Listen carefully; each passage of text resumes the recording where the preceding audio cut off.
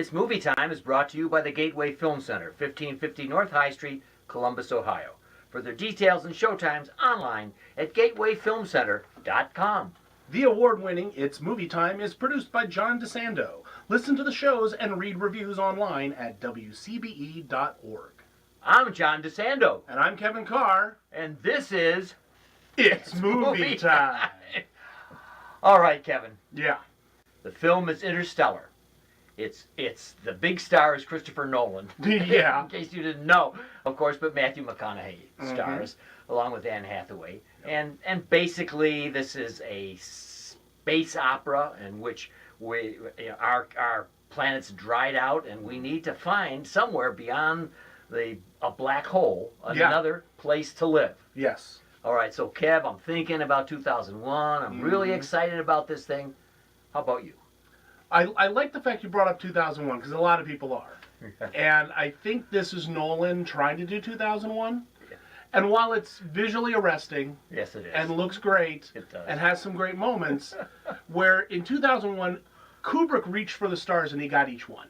Okay. That he reached for. Nolan gets about half of them. Yeah, he does have a pretty big canvas, doesn't he? Yeah. The other word I hear a lot of people throwing around is ambitious.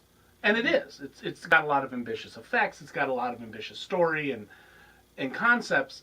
I think in a lot of ways this is like The Dark Knight Rising, which was almost too ambitious, where he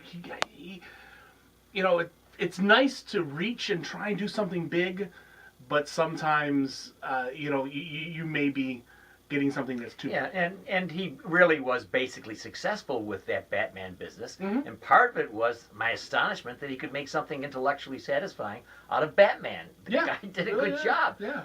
What else? Inception? Well, he did Inception. Well, that was the 1-2 punch of The Dark Knight and Inception that I think really galvanized him. And those were good movies. Yeah. But I think this is also like Inception in the sense that, I mean, it is a thinking man's movie. It is. Yeah. But it's still, whereas Inception was basically a Twilight Zone episode. Good. Done very effectively. Yeah. And that's what this is in a lot of ways. The big advisor to this film was Kip Thorne, a very famous physicist. And it's all over the place that a physicist has been advising him. And I, like you, appreciate the fact that they raised the level of this. Yeah. But it may be too much. I still don't get the goldarn time stuff. I can't, Kevin, I can't get it straight. He comes back younger, they're older. There's a neat infographic I saw that drew it all out for everybody, so you know who everybody was and where. And I'm a bit of a fan of especially astrophysics and science. So I saw this stuff and I'm like, oh yeah, they're doing time dilation and warping of space. And even Neil deGrasse Tyson went out on Twitter and was praising the fact that it was doing a relatively accurate portrayal of it. But then there's these giant science missteps, like why would you go that close to a black hole for a planet? Because that's just a disaster waiting to happen. All right, Kevin, here's my big complaint. Okay. And both Kevin and I, as film critics, were well aware this was coming along. And in fact, I thought it might just topple Birdman. Okay. Okay, so I'm ready for anything to happen. Very different movie, though. Right, but the hype was terrific on this movie, and already Big Hero 6 has jumped over it in receipts, which is just an indication that it isn't as strong as everybody had hoped. Here's what happened for me. First of all, it's not 2001. Whatever the grandeur of 2001 is, and I don't know why anybody should try to duplicate it. It isn't the same. Yeah. And perhaps it's because so much is going on in this, where Kubrick had a really clean look. Everything was aiming toward what we figured he wanted to do, and we knew it. But in this one, there's so many things going on. I'll tell you, it was too much going on, Kevin, for me. And here I am, a humanist, complaining to you, there's too much humanity in this. There is. There is. Well, and here's the thing. If you talk about 2001... Yeah, here, this is our I'm knocking it over high-price set. In 2001, Kubrick, there's really not a whole lot of character going on in 2001. It's all concept and science and grandeur and real interesting stuff. And that's okay because it doesn't matter. To Kubrick, there's just not really good writing with the characters in Interstellar. But there's a lot of it. Oh, gosh. And there's a lot of Matthew McConaughey's cry face.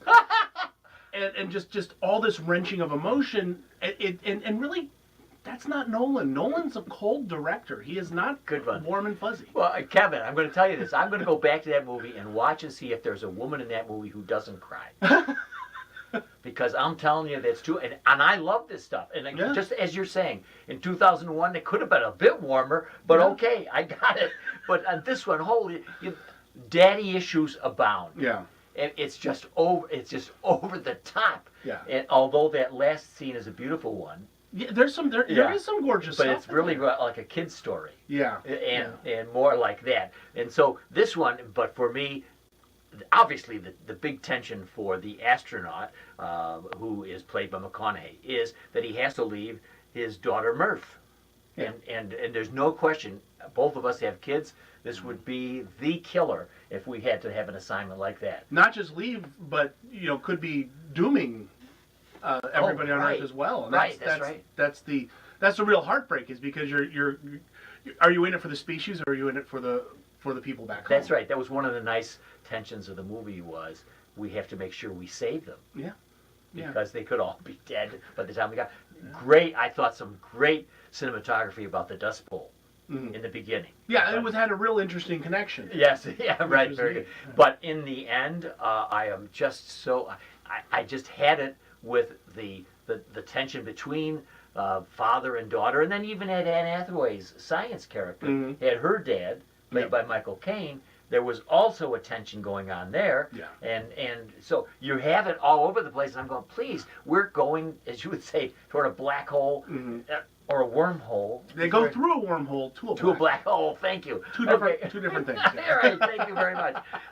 Anyway, so I thought that he really had not fulfilled the promise of this great, beautiful, intergalactic movie. Yeah. By burdening it with the things that I ordinarily would cry for, and say, gee, there's not enough of this going on here. And I'll tell you what there's not enough of. Anne Hathaway's love. She's got this guy we never see, that she's traveling to see and tries to get everybody to go see. And like Kevin, I never see the guy except the... There's a lot of it. It almost feels, in some ways, in terms of the human element, it feels almost like a sequel. Because there's so many things that are in the backstory that we don't actually get. I mean, you get everything with McConaughey and Murph. You get Connor and Murph. But you don't get that. I think part of it, and I'll go back to this thing, I just don't think Nolan is an emotional director. And this was a pet project of his, but there was so much of that in there. Whereas when you got away from that, that's when I was thrilled. The space scenes, the action scenes, and it's more or less the grandeur is amazing, and it's worth seeing. Yeah. Now, Kevin, do you recall at all Hans Zimmer's music? Generally, whenever Michael Caine was speaking, yeah. And Kevin is filled with organ music. It's really way, way over the top. Yeah. I mean, it's like there's been some complaints out there that it is overmixed, and there's a key moment in there where Michael Caine says something extremely important, and I'm like, what? Did I miss? I hope they revisit it, and they do. They finally, then they come back and they say, "Oh, he said this." I'm like, "Oh, that's what he said," because I couldn't understand a word he said because it was so booming, and you got that with Inception. Yeah, he's again, Nolan's a very technical director, and it was shown by the marketing. This thing was marketed as a film, on film, 70 millimeter, 35. I heard more about 70 millimeter. That's right. Than I did about the story. That's right. So we're talking actual film. Yeah. And so that's, for those who have lost some sense of everything being digital now, lost the sense of that, that's a very important point. That's true. Is there anything else that's digital? Is it? He's such a film purist, as I understand it. He was doing like rear projection and old practical effects, which is really cool. For the cinemaphile, that's really, really neat. He tried to, I mean, obviously there's certain things, I'm sure they were using computer enhancements, obviously. Sure. But it was not, I mean, he's very different than the Marvel movies or anything like that. It's very film purist, and he did release it on film. It was playing, is it still playing at the Gateway in film? I know they had it. Yeah, they did have it. For 35. Yeah, but I'm wondering, subsequently, do we get digital? Is it all converted to digital at some point, or is it always 30? I wonder if it's all. Yeah, well, I don't know if they do a going back to it, but we saw it in IMAX. Yes, we did. In the yes. IMAX, which is great. If you're going to see this movie, see it on the biggest screen possible. Look, it's not a loss. This is a very good. This is a very good movie. We just had high expectations, and I blame some of that pre-hype for really increasing our expectations. When if they had let it come in the way Star Wars came in or whatever, where you just kind of said, "Oh my gosh, that's nice." If it sneaked up on you, yes, it would be it'd be like, "Oh, Nolan's releasing a $165 million 3-hour movie. Maybe I'll go check this out." All right, Kevin, we have certainly been just as all over the universe as Christopher Nolan, although our lives don't depend on it. But our audience wants to know, in the end, Kevin Carr, the movie is Interstellar. Yes. Christopher Nolan is the director. Matthew McConaughey is the star.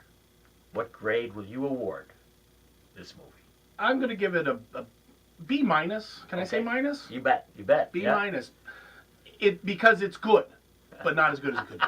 Thank you. And I'm going to award it a B plus simply because I love the visuals. Mm-hmm. I love the nerdy stuff you're talking about that I still don't understand, but I sure do appreciate. There were so many things that I appreciated about it that I can go with it for a B plus. But you'll notice we stayed far away from an A on this one. Yeah, very true. We'll look forward to. I don't know if Christopher Nolan will ever go to outer space again. I don't know. I'd like to see him do something small and intimate next. I'd love to see him do another Memento. Oh, excellent, right.